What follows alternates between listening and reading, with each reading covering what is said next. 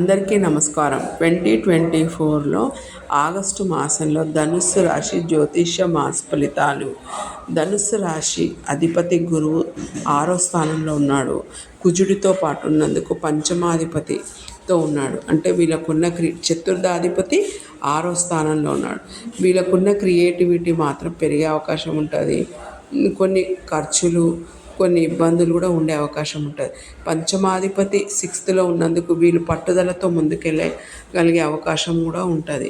చతుర్థాధిపతి గురువు 6వ స్థానంలో ఉండి కుజుడితో ఉన్నందుకు తల్లికి కొంచెం ఇబ్బందిగా ఉండే అవకాశం కూడా ఉంటుంది. సప్తమాధిపతి బుధుడు అష్టమంలో ఉన్నాడు. తర్వాత 9థ్లోకి వస్తే స్థల మార్పు, అంటే అదర్ పర్సన్స్తోని, బిజినెస్ తోటి కొన్ని స్థల మార్పులు, కొన్ని అంటే ఎవరితోటైనా డీలింగ్స్ అనేది మార్పు అనేది ఉండేది అవకాశం అనేది ఉంది.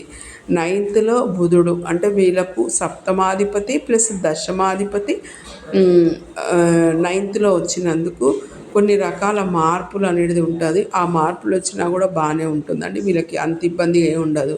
కాకపోతే వీళ్ళకు ఉన్న చతుర్థంలో రావు ఉన్నాడు, దశమంలో కేతు ఉన్నాడు. కాబట్టి ఎప్పుడైతే కరెక్ట్గా ఉండి, ఎప్పుడైతే చతుర్థంలో రావు ఉంటే కూడా కొన్ని ఇబ్బందులు, చిన్న ఇష్యూస్ ఉంటాయి.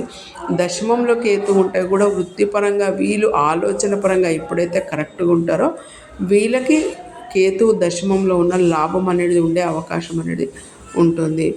వీళ్ళకి ఎప్పుడైనా జపము చేసుకోవడము, ధ్యానం చేయడము, శాకాహారం తీసుకుంటే మాత్రం వీళ్ళకి ఏ ఇబ్బంది వచ్చినా కూడా ఈజీగా తొలగిపోయే అవకాశం అనేది ఉంది. ఎందుకంటే గురువు ఎవరికైనా ఇబ్బంది పెట్టాడు, మంచి పని చేస్తాడు. కాబట్టి గురువుకు సంబంధించిన ఫుడ్ అంటే దానం చేయడం కాదండి. గురువు ఏం తింటాడు? శాకాహారం తీసుకుంటాడు.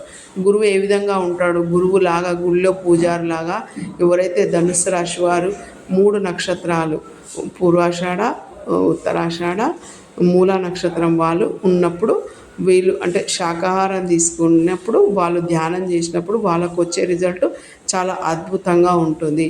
ఓకే అండి, థ్యాంక్ యూ.